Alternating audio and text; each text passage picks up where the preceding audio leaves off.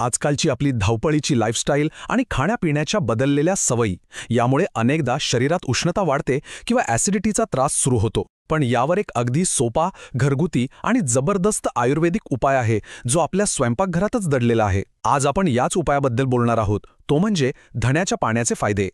कधीकधी असं होतं का की शरीरात खूप गरम वाटतंय किंवा जेवणानंतर छातीत जळजळ होतंय, ॲसिडिटीचा त्रास होतो? हा अनुभव खूपच कॉमन आहे आणि अनेक जण यातून जात असतात.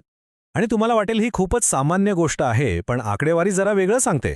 असं म्हणतात की दर 5 प्रौढ व्यक्तींपैकी एकाला ॲसिडिटीचा त्रास नियमितपणे होतो. आणि याचं मुख्य कारण आहे आपली आधुनिक जीवनशैली.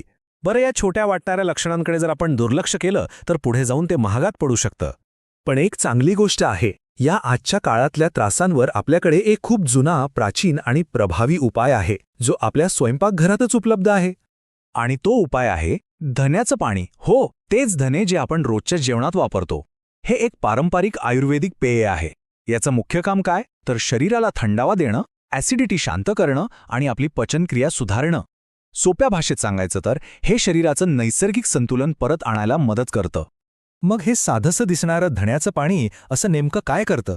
चला तर मग याचे आरोग्यदायी फायदे जरा सविस्तरपणे पाहूया, ज्यांना फक्त आयुर्वेदाचाच नाही तर आधुनिक विज्ञानाचाही आधार आहे. तर दह्याचा सगळ्यात महत्त्वाचा गुणधर्म आहे त्याचा थंडपणा. आणि हा गुणधर्म येतो त्यातील अँटीऑक्सिडंट आणि अँटी इन्फ्लेमेटरी घटकांमुळे. आणि यामुळेच आपल्याला मिळतात ह्याचे 5 प्रमुख फायदे.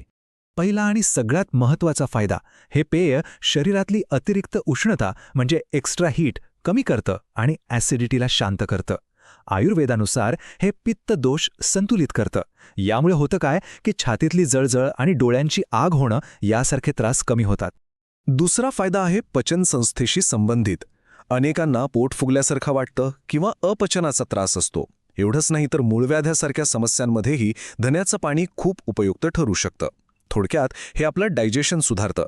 आता तिसरा फायदा, जो थायरॉईडच्या आरोग्यासाठी महत्त्वाचा आहे. असं दिसून आलंय की धण्याच्या पाण्याचं नियमित सेवन थायरॉईड ग्रंथीचं कार्य सुधारण्यास आणि त्याच्याशी संबंधित समस्या कंट्रोलमध्ये ठेवायला मदत करतं. चौथा फायदा म्हणजे हे आपल्या शरीरातील अनेक महत्त्वाच्या सिस्टीम्सना रेग्युलेट करतं, जसं की रक्तातील साखरेची पातळी नियंत्रणात ठेवणं, खराब कोलेस्ट्रॉल कमी करणं आणि सगळ्यात महत्त्वाचं म्हणजे आपली एकूण रोगप्रतिकारक शक्ती सुधारण्यातही याची मदत होते. आणि पाचवा फायदा, हे शरीर डिटॉक्सिफाय करतं. म्हणजे काय, तर शरीरातले विषारी घटक आणि जड धातू बाहेर काढायला मदत करतं.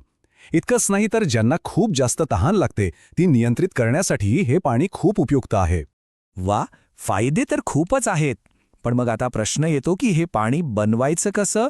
तर चला याच्या 2 अगदी सोप्या पद्धती पाहूया. पहिली पद्धत आहे रात्रभर भिजवून ठेवण्याची. ही सगळ्यात सोपी पद्धत आहे. काय करायचं, 1 चमचा धणे घ्यायचे आणि ते थोडेसे ठेचून घ्यायचे. मग ते 1 ग्लास पाण्यात रात्रभर भिजत ठेवायचे. सकाळी उठल्यावर फक्त ते पाणी गाळून प्यायचं, झालं. आता दुसरी पद्धत, ती आहे उकळून काढा बनवण्याची. यासाठी 1 चमचा धणे 2 कप पाण्यात टाका आणि ते पाणी साधारण 1 कप होईपर्यंत उकळवा. मग हे मिश्रण थंड होऊ द्या आणि नंतर गाळून प्या. जेव्हा शरीरात उष्णता खूप वाढलेली असते तेव्हा ही पद्धत जास्त प्रभावी मानली जाते. तर दोन्ही पद्धतींमध्ये एक छोटासा फरक आहे. रात्रभर भिजवलेली पद्धत ही सौम्य आणि अगदी सोपी आहे, तर उकळून काढलेली पद्धत ही थोडी स्ट्रॉंग आहे आणि जलद परिणाम देणारी आहे. आपल्या गरजेनुसार आपण कोणतीही पद्धत निवडू शकता. ठीक आहे, तर आता हे पाणी बनवायचं कसं हे आपल्याला कळालं, पण याचा जास्तीत जास्त फायदा घेण्यासाठी काही गोष्टी लक्षात ठेवणं खूप महत्त्वाचं आहे. सगळ्यात महत्त्वाची टिप, सर्वोत्तम परिणामांसाठी हे पाणी नेहमी सकाळी रिकाम्या पोटी प्या, म्हणजे नाश्त्याच्या आधी. यामुळे होतं काय की आपलं शरीर त्यातील पोषक तत्व खूप चांगल्या प्रकारे शोषून घेतं. या पेयासोबतच आपल्या जीवनशैलीतही काही छोटे बदल करणं फायद्याचं ठरतं. जसं की खूप मसालेदार, तळलेले आणि जास्त आंबट पदार्थ टाळा. चहा कॉफीचे प्रमाण कमी करा. दिवसभर भरपूर पाणी प्या आणि हो, जेवणाच्या वेळा नियमित ठेवा. आणि एक बोनस टिप, तुम्ही तुमच्या या ड्रिंकला आणखी पॉवरफुल बनवू शकता.